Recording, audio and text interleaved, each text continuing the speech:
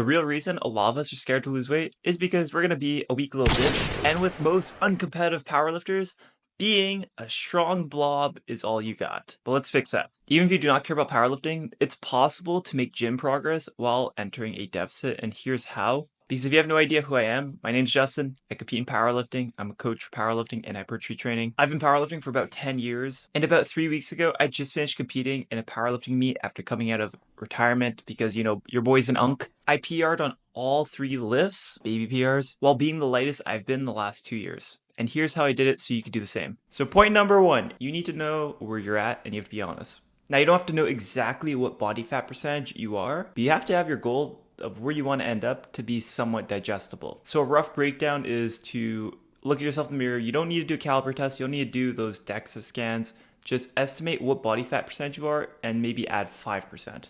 That's probably the easiest way to do it without having the official measurements. And honestly, just overestimating your body fat just makes you take more time, which is going to be better for the long run of your strength progress and maintaining performance. So if you're above 25% body fat, I'm sorry to say, but that's going to take multiple cuts, bruh. But don't worry, it's going to be a lot more exciting because there's more rapid changes when you're losing weight. So I'd argue it's probably the most exciting part because weight's just coming off like this because you're heaviest. And the amount of weight you want to lose is going to be about maximum 1% of your total body mass per week at maximum. Obviously, when you're starting out, a lot of it's going to be water weight coming off your frame, so you could start pretty aggressive. And so above 25% body fat of your loss is going to be most motivating, probably going to feel least side effects from the cut. But remember, it's a marathon, not a sprint. So you're probably going to need multiple cuts. Being above 25% body fat is going to require you to have realistically 3 cuts spread out among 6 to 12 months. But between cuts, you don't necessarily have to go back into a huge caloric surplus. You just need to go back to caloric maintenance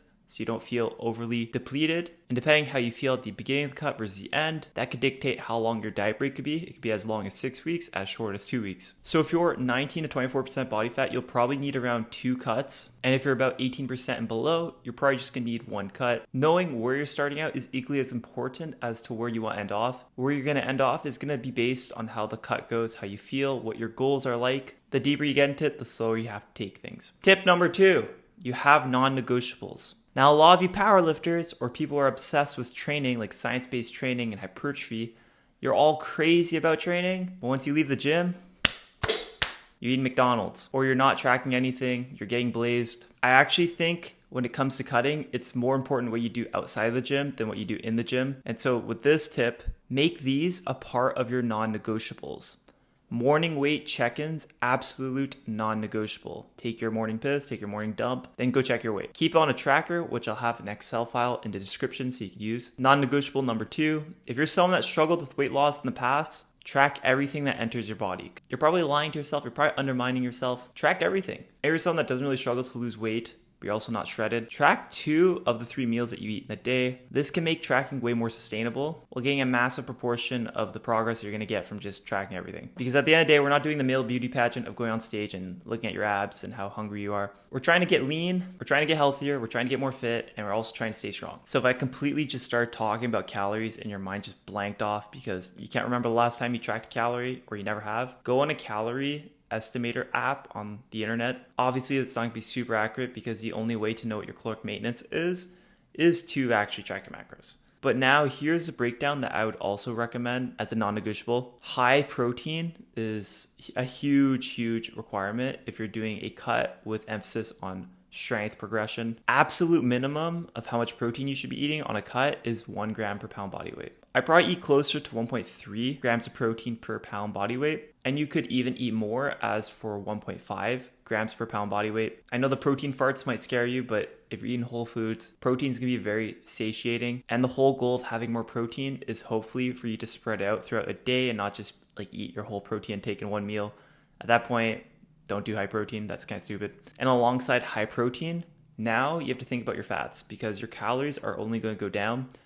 Keep your fats moderate the entire caloric deficit. 23 to 25% of your caloric intake is what I recommend for your fats. Now, if you're very high in body fat and you had an extremely difficult time losing weight, you might want to consider keto. But this video is not for you if you're in that position. So now we have our proteins, we have our fats. Lastly, our carbs is whatever's left over from that projected caloric maintenance for your lifestyle, your weight, whatever the calorie calculator has determined. So if you have no idea where you're at, keep that starting point and see how your weight drifts for 2 weeks. If you're increasing weight the next week, you're not in a maintenance, you're in a surplus. If you're dropping more than 1% per week, the cut is too aggressive. You have to slow it down, add in some more carbs. And also, what you're going to be taking away from your calories is purely going to be the carbs until you get to a very non-functional state because your carbs are too low. I would probably say this is going to be about under 150 grams of carbs a day, which will probably be a lot deeper into your cut. So personally, I like to make adjustments to my nutrition every 2 weeks. I kind of go a little bit more subjective and based on feel on how I like to take calories out, but it's going to be about 150 to about 200 calories per drop off, with it being either 100% of the carbs being removed from those calories or 75% carbs and 25% fats. You can go either way. You can go based on feel. Fats are really important for making your hormones feel kind of normal, for you to feel like you're satiated. Carbs on the other hand are very important for you to feel like you're not super flat, like your glycogen stores aren't completely zero, and when you're working out, it doesn't feel like you're training your tendons. But the premise of cutting is definitely depleting these glycogen stores, so obviously you're going to feel crappy eventually. You're like a super saturated sponge filled with water, and you're pressing all the water out. But we don't want you to be like extremely dry to the point where you experience an injury or a lack of performance. We want to slowly have refeed meals before the days where you feel the worst. And so eventually in your cut, based on how you want to cut and how deep you get into it, make sure to add one-off refeed meals to increase your training performance for that week so that you could increase the longevity of your cut. And depending how deep you get into this cut, you could also consider calorie cycling for the training days that you think require you to be in a less depleted state. These micro adjustments are so detailed that we cannot really go into depth without an actual example.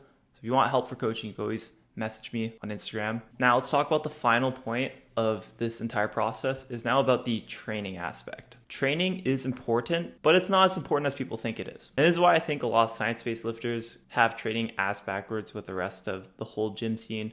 And this is why I think they get a lot of hate, is they emphasize too much on the micro details of things. And that's the same thing with the cutting phase. You can't have that mindset that the training is going to fix the fact that you don't have abs, or the fact that you're not hyper optimal on this movement is the reason why your biceps are small. Like we gotta say it like it is. Genetics and external variables outside the gym play a huge factor. Same thing for the cut. There's no magic training style, or there's no magic method that's going to make you perform more volume in a cut than you can when you're in a surplus. The main variable that you want to manipulate is your training intensity while dropping off your volume output. So actually, this is going to mean that your training duration is probably going to decrease because you'll be doing overall a lot less in the gym for the periods that you're trying to lose weight. And the reason why you can get so strong while doing so is because you're allocating more resources into the lifts that you're trying to prioritize and probably dropping off on the unspecific lifts that you're not prioritizing. So if you're trying to maintain your squat, bench, and deadlift, you're probably going to get a lot weaker on barbell, T-bar rows, leg press,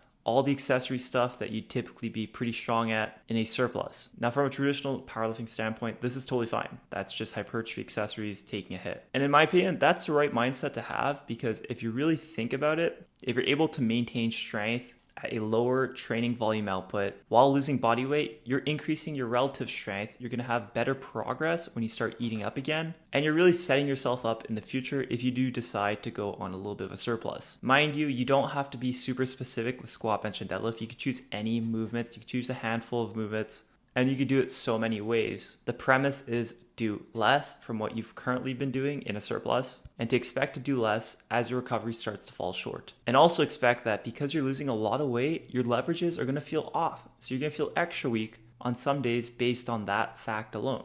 So be a little bit less hard on yourself when you're not performing as well, even if you're specific on bench for this cut or specific on XYZ movement. You're still going to get weaker, but the goal is not to get disproportionately weaker compared to the weight that you're losing. The strength lost from leverage, it's all going to come back plus more when you start eating back up. Now, as for the cardio aspect of your training, I recommend doing cardio in the least demanding state, walk down an incline at a very low speed, like zone 2 cardio, while watching a podcast or TV show is what I found to be the easiest form and least invasive on my legs or calves. It doesn't matter which form you take, just make sure it's not invasive on your recovery for the actual training itself. And how you feel in the training aspect is extremely important, because what you've done last week might be different this week, because everything you've done from the start of the cut has a compounding effect. And although you didn't need to drop training volume last week, you might need to do it this week so that you can feel like you're not drowning in fatigue. But if you are, there's minor tweaks you can make, such as mentioned earlier with the refeed meals. But once the caloric deficit gets too much and you've done the calorie cycling, the refeed meals, it's still not helping out with the training fatigue, that's when you want to consider capping off the cut and doing a diet break. But given all the constraints as mentioned, with maximum 1% of your body weight being dropped off,